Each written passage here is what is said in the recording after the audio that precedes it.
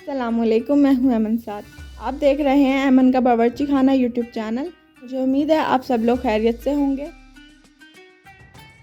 आज मैं आप लोगों के लिए एक बहुत ही स्पेशल रेसिपी लेकर आई हूं, जो है कराची के फेमस बंस रोड के वहीद के कबाब फ्राई। आप इस रेसिपी को ट्राई करेंगे तो आपको आइडिया होगा कि हमारे कबाब फ्राई में और उनके वहीद के कबाब फ्राई में इंशाल्लाह कोई फ़र्क नहीं होगा। ये ऑथेंटिक रेसिपी है, इसको बनाना बेहद आसान है। बहुत बेसिक सी चीज़ों के साथ आज मैं आपको ये बनाना सिखाऊंगी। जिसके लिए मैंने आधा किलो बीफ कीमा लिया है, उसको धो के अच्छी तरह ड्राई कर लिया था। बारीक कीमा लिया था और उसको घर पे लाके दोबारा से चॉपर में चॉपराइज कर लिया था ताकि एक फ़ाइन पेस्ट बन जाए कीमे का। और उसमें तकरीबन 100 से 125 ग्राम तक चर्बी शामिल है।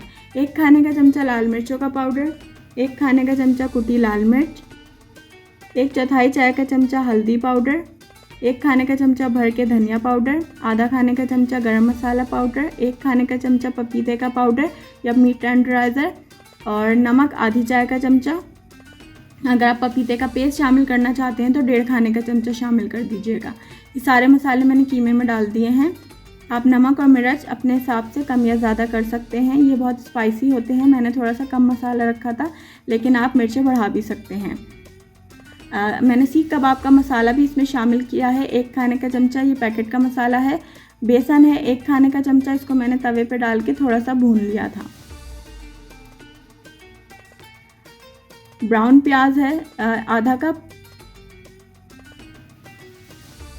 दही इस्तेमाल कर रही हूँ मैं 1/4 कप, गाढ़ा दही है ये।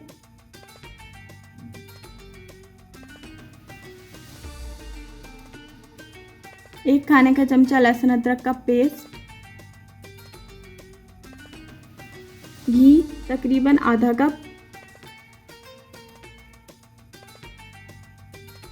इसमें कोशिश कीजिएगा घी का ही इस्तेमाल करें, ऑयल का वो टेस्ट नहीं आएगा जो घी में आएगा।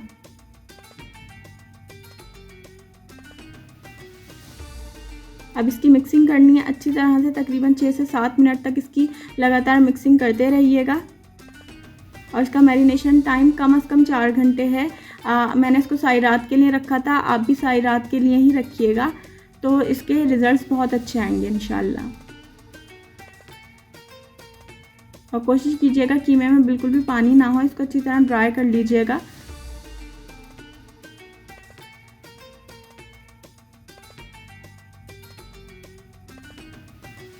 जब इसकी मिक्सिंग हो गई थी तो मैंने इसको ढककर फ्रिज में रख दिया था सारी रात के लिए। सेकंड डे है, दूसरे दिन मैं इसको बना रही हूँ।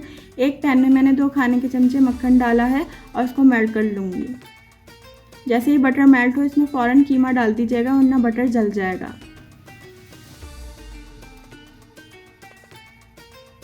आंच मैंने मीडियम टू लो रखी है। अब मैं इसको फ्राई कर लूँगी। जब कीमा डाल दिया था तो मैंने आंच तेज़ कर ली थी, क्योंकि अभी मुझे इसको तेज़ आंच पे फ्राई करना है।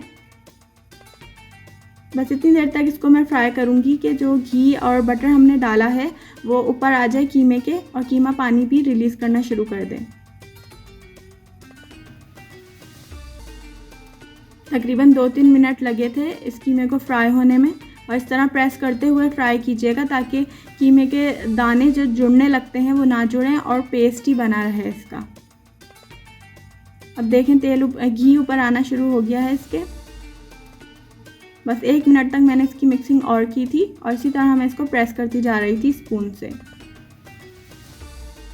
उसके बाद मैंने इसके अंदर आधा कप पानी डाला है। मैंने आधा कप ही अभी पानी डाला है। अगर आपको लगे कि पानी कम है तो आप और पानी भी डाल सकते हैं, लेकिन अभी कीमा भी अपना पानी रिलीज़ करेगा। इसके अंदर दही भी डाला हुआ है, दही भी अपना पानी छोड़ेगा, तो उसमें ही ये कीमा पक जाएगा आराम से। इसको मैंने ढककर तकरीबन 20 से 25 मिनट के लिए मीडियम टू लो फ्लेम पे पकाया था। अगर आपको लगे कि मीडियम फ्लेम पे ये नीचे से जल जाएगा या लगने लगेगा तो इसकी आंच लो कर दीजिएगा बिल्कुल, और इसको 20 से 25 मिनट के लिए पका लीजिएगा। देखें अभी भी इसके अंदर अच्छा खासा पानी है, क्योंकि कीमे ने भी अपना पानी रिलीज़ किया था। अगर आपको लगे कि ड्राई हो गया है तो आप इसमें और पानी डाल सकते हैं। देखें जब इस कंसिस्टेंसी में आ गया था ये, और कीमा गल भी गया है, क्योंकि हमने सारी रात के लिए रखा था, पपीते का पाउडर भी लगाया हुआ था, आराम से गल जाता है ये। तो मैंने 5 मिनट के लिए दम पे इसको ढक के रख दिया था, और चूल्हा बंद करने के 5 मिनट बाद मैंने इसको खोला था ताकि अच्छी तरह तरी ऊपर आ जाए। फॉइल का एक पीस रख के उसके ऊपर मैंने गरम कोयला रख दिया है, और उसके ऊपर थोड़ा सा ऑयल डाल के धुनी दे लूँगी तकरीबन 5-6 मिनट के लिए। और लेड का होल भी मैंने बंद कर लिया था। 5 से 6 मिनट बाद मैंने लेड हटाई थी। इसको अच्छी खासी धुनी लग गई थी तो मैंने कोयला हटा लिया है और मैंने इसको सर्व किया था। अब इसको प्याज के लच्छों के साथ अदरक कटी हुई डालें, इसके ऊपर धनिया डालें इसके ऊपर, ये बहुत मज़ेदार लगते हैं। पूरी पराठों के साथ इसको सर्व करें तो आपको लगेगा ही नहीं कि आप घर पर बैठ के इसको खा रहे हैं। जिसको भी खिलाएंगे उसको बहुत पसंद आएंगे। तो इस रेसिपी को अगर आप ट्राई करें तो मुझे कमेंट सेक्शन में बताना ना भूलिएगा। आप मेरी कोई भी रेसिपी ट्राई करते हैं तो मुझे अपना फीडबैक देना ना भूला करें। मुझे उम्मीद है आप लोगों को ये वीडियो पसंद आई होगी। अगर आपने अभी तक मेरा चैनल सब्सक्राइब नहीं किया है तो सब्सक्राइब कर लें। फिर आऊँगी एक और अच्छी सी रेसिपी के साथ। टिल देन अल्लाह हाफिज़।